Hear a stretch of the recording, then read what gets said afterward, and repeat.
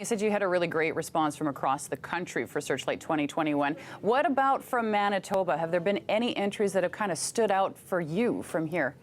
Yeah, well, I mean, there's always great. I consider Winnipeg a great music town, and it has been for decades.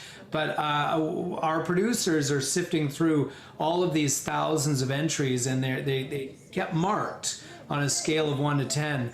And one artist that did incredibly well with our producers is from Manitoba, but not Winnipeg, a place that I actually had to look up on the map. It's called San Clara, and it's a small town way up in the province near Duck Mountain Provincial Park. It's a small Métis town, and that's where Chris Paul hails from. And he's a singer-songwriter who is already fairly accomplished, but our judges have absolutely loved what they've heard from this guy. Again, Chris Paul from San Clara, Manitoba, has really been impressing the judges this year. So that's great.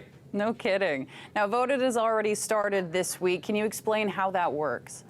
Yeah, the voting is up live now at cbc.ca/searchlight, and you can scroll through there and see artists like Chris Paul and all the others. You can search all the others from Manitoba, and there's just thousands of faces up there, and it's kind of refreshing because no one's wearing a mask in their band photos, so it's a little jarring at first, but it's nice.